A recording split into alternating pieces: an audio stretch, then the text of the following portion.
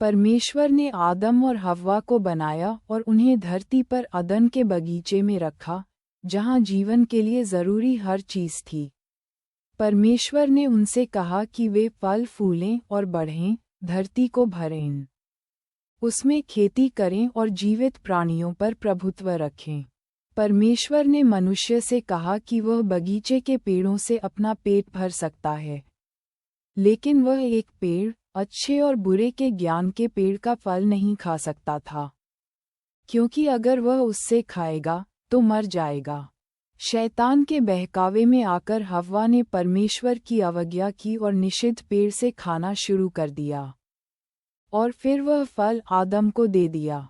परमेश्वर ने उन्हें सज़ा सुनाई और अदन के बगीचे से निकाल दिया, लेकिन कहा कि स्त्री का वंश या वंशज आएगा जो शैतान का अंत करेगा और अवज्ञा के परिणामों, पाप और मृत्यु को खत्म करेगा। परमेश्वर धीरे धीरे अपनी योजना प्रकट करता है और कहता है कि अब्राहम और दाऊद के माध्यम से एक वंशज या मसीहा आएगा, जो राजा बनेगा। भविष्यवक्ता दानियल के माध्यम से परमेश्वर मसीहा के आने के समय की भविष्यवाणी करता है, और यह कि परमेश्वर द्वारा स्थापित राज्य सभी राज्यों को कुचल देगा और नष्ट कर देगा, लेकिन स्वयं हमेशा के लिए स्थिर रहेगा। दानियल 2:44, 9:25, और भविष्यवक्ता मीका के माध्यम से वह बताता है कि वह व्यक्ति किस शहर से आएगा जिसे परमेश्वर इस्राएल का शासक नियुक्त करेगा। मीका 5:2। नियत समय पर एक देवदूत लड़की मरियम के पास आता है और कहता है कि वह गर्भवती होगी, एक पुत्र को जन्म देगी और उसका नाम यीशु रखेगी। वह महान होगा और परम प्रधान का पुत्र कहलाएगा, और परमेश्वर उसे उसके पिता दाऊद का सिंहासन देगा। वह इस्राएल के घराने पर सदा राज्य करेगा, और उसके राज्य का कभी अंत नहीं होगा। परमेश्वर अपने पुत्र को पृथ्वी पर भेजता है और दिखाता है कि यीशु ही वादा किया गया मसीहा है।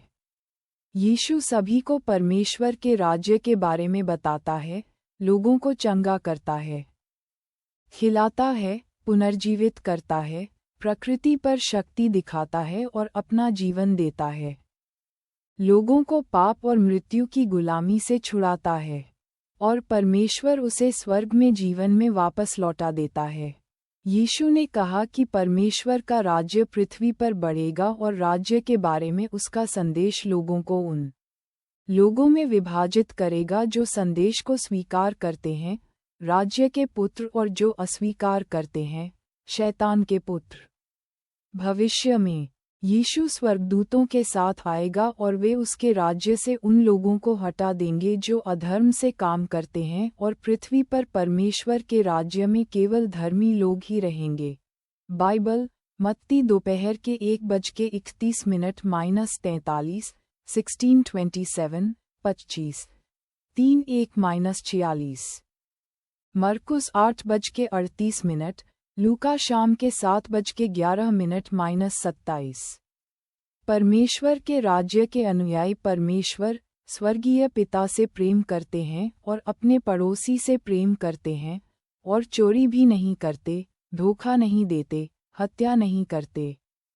उच्च नैतिक जीवन जीते हैं और वे संसार के नहीं हैं। उनके लिए केवल यीशु ही राजा, शासक, मुख्य शिक्षक हैं, और वे स्वर्गदूतों के साथ उनके आने का इंतजार कर रहे हैं। बाइबल से उद्धरण। तब यीशु ने लोगों और शिष्यों को अपने पास बुलाया और कहा, जो कोई मेरे पीछे आना चाहे, वह अपने आप से इनकार करे, अपना क्रूस उठाए और मेरे पीछे हो ले।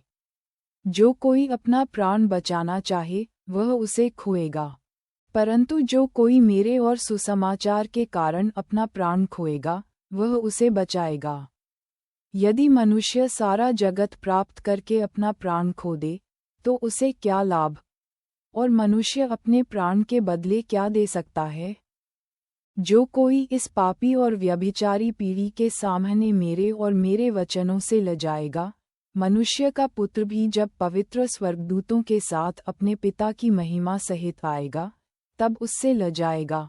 बाइबल, मरकुस 8:34 -38